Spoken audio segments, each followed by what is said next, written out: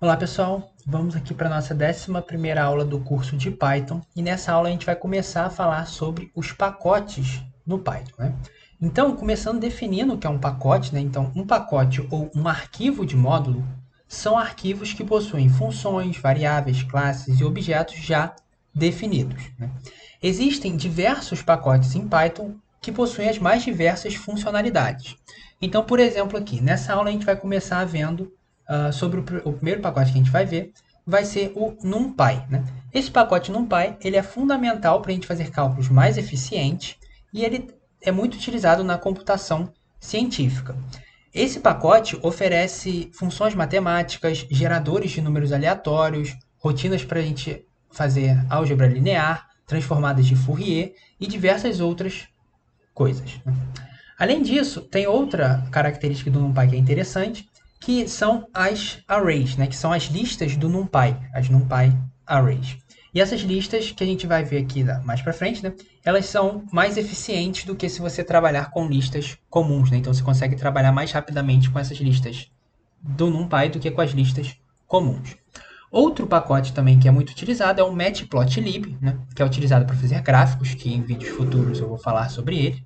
E também outro pacote aqui é o SciPy, né?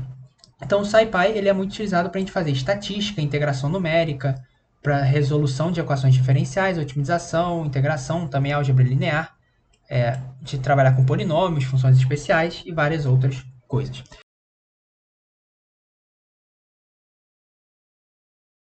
Então a gente vê que os módulos são fundamentais aqui para a gente, né? Desde quando a gente vai criar gráfico até quando a gente vai fazer uma integração numérica ou algo do tipo, né? Então a gente tem vários pacotes para isso. Então vamos lá. Como que a gente instala um pacote aqui no Jupyter, né? Então vamos começar aqui no Jupyter. Então no Jupyter aqui, para a gente instalar um pacote, né? Suponha aqui que a gente vai instalar o NumPy, né? O que a gente vai fazer aqui. A gente deve dar o comando !pip install NumPy. Então quando eu der esse comando aqui e der o Shift Enter, o que ele vai aparecer aqui para mim? Vai ser essa informação daqui. Então ele está falando, olha, isso daqui já está instalado, já está satisfeita essa condição. Ou seja, eu já tenho o NumPy na minha máquina. Mas se você não tiver, ele vai aparecer outras coisas escritas e no final, se tudo correr bem, vai falar que foi baixado com sucesso. Então quando isso ocorrer, você já instalou aqui o seu NumPy no Jupyter, né? Então o Jupyter já tem esse pacote NumPy. Quando você for trabalhar com esse pacote, você vai ter que importar ele, né? Então, começando aqui, a gente vai dar o comando import NumPy, né? Então, estou importando esse pacote NumPy como NP. Para que serve isso, né? As NP, como NP. Significa que durante todo o código, quando eu for dar, por exemplo, alguma função que tem nesse pacote NumPy, eu vou digitar np ponto e dar o nome da função para dizer que, olha, pegue essa função do pacote NumPy. Mas se você não colocar esse snp, deixar só essa import NumPy, quando você for fazer uma função do NumPy, por exemplo, você vai ter que escrever NumPy todo ponto a função que você quer. Então assim fica mais prático, né? Você só coloca duas letras e você já referencia esse pacote NumPy. Então, como eu disse, né, esse pacote NumPy tem diversas funções, né? Por exemplo, aqui eu coloquei para apresentar a função exponencial de 0, a função log de 0 e a função log na base 10 de 0. Esse log aqui é o nosso ln, né? Então a base né? Então o que vai acontecer aqui? Quando eu der o Shift Enter, ele vai plotar para a gente isso daqui. Note que para a gente utilizar essas funções, como eu tinha comentado, a gente tem que dar o np, que eu coloquei ali em cima, né, ponto, a função que a gente quer. A gente tem a função exponencial e entre parênteses aqui a gente coloca o valor. Então eu quero a função exponencial de 0, que é 1, que é justamente o que ele está retornando aqui para mim. Eu quero a função ln de 0, que é menos infinito, que é o que ele está retornando aqui. Ele até retorna uma mensagem, né, falando que encontrou uma divisão por 0, né, e é justamente esse menos infinito daqui. E também printei aqui embaixo o log na base 10 de 10, que é 1. Então a gente vê que essas funções estão funcionando aqui, né? A gente está pegando do NumPy essas funções e elas estão rodando aqui direitinho. Outra coisa que eles têm também são funções trigonométricas. Então, por exemplo, a gente tem a função cosseno, a função seno, a função tangente. Então, da mesma forma, NumPy.np. Cosseno e coloca o valor, seno e tangente. Aqui, quando a gente dá o Shift Enter, a gente vai ver isso daqui, né? Então, a gente vê que o cosseno de π deu menos 1, como esperado. O seno de π sobre 2 deu 1, também como esperado. Só que o tangente de π, que a gente esperava zero, né? Por quê? Porque a gente tem o tangente é seno sobre cosseno, né? E o seno de π ele é nulo. Então a gente esperava que esse tangente de π fosse nulo. Só que ele sai aqui com um valor muito pequeno, né? Então isso é uma questão de precisão. Então quando você estiver trabalhando com valores assim, tem que tomar cuidado porque às vezes o número não vai ser exatamente zero, ele vai ser muito pequeno, né? Então ele vai dar um valor aqui muito pequeno, 10 a menos 16. Né? A gente também tem funções trigonométricas inversas. Então, para a gente dar as funções trigonométricas inversas, a gente simplesmente coloca aqui um arc na frente. Então, arc e cosseno é o arco cosseno, o arcseno, arcsin, né, é o arcosseno, e o arctan é o arco tangente. Dando Shift Enter, a gente vai ter isso daqui. Aqui pode ignorar esse comentário aqui. Né? Então, a gente vai dar Shift Enter e a gente vai ficar com isso daqui. Então, a gente vê que nosso arco, cujo cosseno é menos 1, é 3,1415. Isso daqui é o número π. Né? Então, o arco cosseno menos 1 é o π, que é justamente o que a gente viu aqui em cima. Né? Então, esse print aqui é a inversa disso daqui. Então, vai dar o π, né? Certo? E o arco cosseno de 1 deu esse valor daqui, que é justamente o nosso π sobre 2, que a gente verifica ele aqui embaixo. Né? Então, printando π sobre 2, é justamente esse valor daqui, como esperado. E o arco cuja tangente é zero, deu zero aqui. Né? Então, a gente tem isso daqui. Então, a gente tem funções trigonométricas e trigonométricas inversas.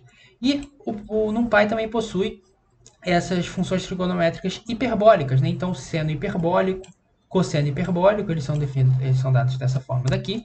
Então, Shift Enter, a gente vai tirar aqui o seno hiperbólico de zero, que é zero, e o cosseno hiperbólico de zero, que é 1. E ele também tem as suas inversas. Né? Para vocês verem mais sobre essas funções e diversas outras funcionalidades do NumPy, eu vou deixar o link aí na descrição do vídeo, que é esse link daqui, que na verdade esse link já vai levar direto para vocês para a função, né, matemática, que é o que a gente está vendo aqui, e ele vai dar essas diversas funções trigonométricas, né, as funções hiperbólicas, as suas inversas, e várias outras operações de soma, produto, diferença. Tem uma quantidade gigantesca de operações, de funções que você pode utilizar aqui no NumPy. Então eu vou disponibilizar esse link para vocês darem uma olhada. E além disso também, aqui do lado a gente vê que tem diversas outras coisas. Né? Então ele fala tudo aqui do NumPy, vai estar falando aqui nesse link. Né? Então aqui é o site do NumPy. Então você pode tirar diversas informações desse site. Então vamos lá. Além das funções, a gente tem as operações, né, do NumPy. Por exemplo, se a gente quiser tirar uma raiz quadrada, tirar um valor absoluto ou fazer uma potência, né, por exemplo, a gente pode dar os seguintes comandos. Para raiz quadrada, a gente vai utilizar o numpy.sqrt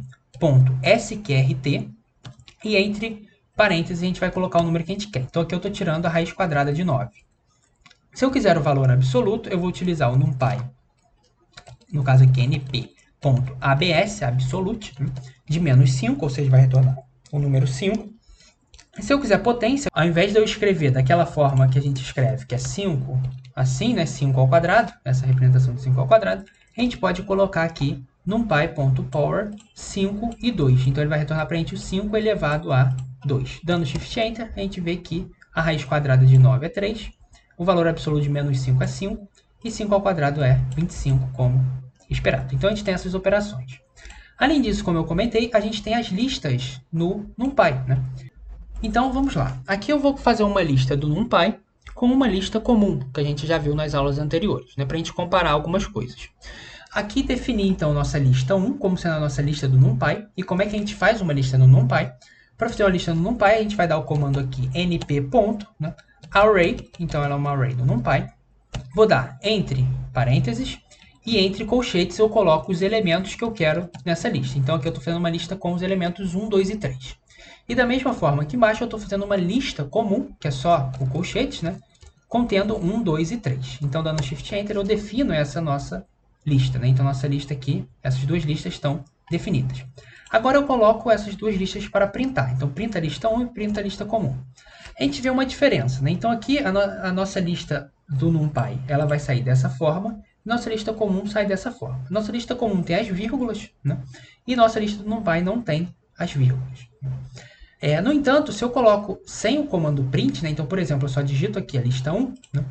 Quando eu der o Shift Enter, a gente vai ver que ele vai printar dessa forma. Array 1, 2 e 3. Então aqui ele já está dizendo, olha, essa lista 1 ela é uma NumPy Array dessa forma. Então ele tem esses elementos 1, 2 e 3. E quando eu coloco lista comum normal aqui, ela vai printar da mesma forma que se eu colocar o comando print, né? Então, só tomar cuidado que se você printar essa lista do NumPy Array esperando depois para copiar e colar de alguma forma e definir outra coisa, tomar cuidado que não vai ter essa vírgula, né? Então, se você for definir uma outra lista, você vai ter que colocar as vírgulas, né? Só tomar cuidado com isso. Outra coisa que a gente pode fazer, como a gente já viu nas aulas anteriores da lista comum, é pegar os seus elementos, né? Aqui a gente pega os elementos da mesma forma que a gente pega os elementos na lista comum. Então, por exemplo, aqui eu estou colocando para printar para a gente a lista 1, posição 1, que vai ser quem? Vai ser o número 2, né? Lembrando que na lista, toda lista, começa, a primeiro elemento é a posição 0, né? Então o segundo elemento é a posição 1. Eu também coloquei para printar aqui dessa lista comum a posição 1. Então, ele vai sair como esperado o elemento 2. Né? Vamos agora definir uma nova lista, né? Só que agora a gente vai ter uma NumPy Array dentro de outra NumPy Array. Então, a gente consegue aninhar essas listas. Então, por exemplo, eu estou definindo aqui nossa lista 2, que é quem? Vai ser uma NumPy Array de uma NumPy Array dessa daqui, ABC, e de uma outra NumPy Array, DEF. Né? Então, dando Shift Enter, a gente vai ter isso daqui. Quando eu printar aqui essa lista 2, a gente vê que vai ser uma array com duas arrays. Essa array daqui e essa outra array daqui. E para pegar o elemento é da mesma forma que a gente pegava lá nas listas aninhadas, né? Então a gente vai dar, primeiramente, a posição da primeira array, por exemplo, aqui, né? Eu estou pegando essa array, posição 0, e dentro dessa array eu estou pegando o elemento de posição 0, que é esse A daqui. Então, dando Shift Enter, a gente vai ter esse A como esperado. A gente pode fazer operações com essas listas, né? Lembre lá que quando a gente fez operação com a lista comum, o que acontece? Então, por exemplo, se eu quiser pegar uma lista comum e multiplicar ela por 5, então pegar todos os seus elementos e multiplicar por 5. Se eu der Shift Enter aqui dessa forma, o que vai acontecer é que ele vai repetir, né, esse comando daqui com a lista comum, ele repete a nossa lista 5 vezes. Então, ele repetiu 1, 2, 3, 1, 2, 3, 1, 2, 3, 1, 2, 3 e 1, 2, 3 aqui 5 vezes. No entanto, quando eu dou esse mesmo comando, só que com uma lista do NumPy, né, a gente vai ter isso daqui. A gente vai ter que essa multiplicação ocorreu em cada elemento. Ele não multiplicou a lista. Ele multiplicou cada elemento da lista. Então, ele pegou a nossa lista 1, 2 e 3 e multiplicou cada elemento por 5. Então, eu fiquei com 5, 10 e 15. Né? Outra coisa que a gente pode fazer é juntar listas, né? Indo para a lista comum, se eu considero duas listas comuns aqui, 1 e 2, mais uma outra lista comum, 3 e 4, e dou essa soma, o que ele faz vai ser, então, concatenar essas duas listas. No entanto, se eu defino aqui, por exemplo, uma outra lista, 4, 5, 6, outra lista do NumPy, né, e faço a soma da primeira lista do NumPy, que é 1, 2 e 3, com essa lista que eu acabei de definir, que é 4, 5, 6, quando eu faço essa soma, o que acontece é o seguinte. O que acontece é que ele soma elemento por elemento. Então, ele pegou aqui 4 com 1 deu 5, 5 com 2 deu 7 e 6 com 3 deu 9. Então, essa soma daqui, no NumPy Array, vai somar elemento por elemento. Outra coisa que a gente pode fazer aqui no NumPy Array também é adicionar elementos a essa lista. Para a gente fazer isso, a gente deve utilizar o comando append. Mas dessa forma daqui. Então, eu vou definir uma nova lista, lista 3 nova. Ela vai ser, então, numpy.append. Eu vou fazer o append aonde? Eu vou fazer o append na lista 3 do valor 99. Então, quando eu coloco ali para printar essa lista 3, a gente vai ter isso daqui. Então, nossa lista 3 que a gente definiu é 4, 5, 6. Quando eu fiz esse append aqui, essa lista nova ficou com 4, 5, 6 e 99. E se eu quiser colocar mais de um elemento, né, fazer o append de mais um elemento, basta eu dar aqui os colchetes e colocar todos os elementos. Então aqui eu coloquei append 99 e 15 na lista 3. Dando Shift Enter, a gente tem esse resultado daqui. Então era isso que eu tinha que apresentar hoje. Obrigado.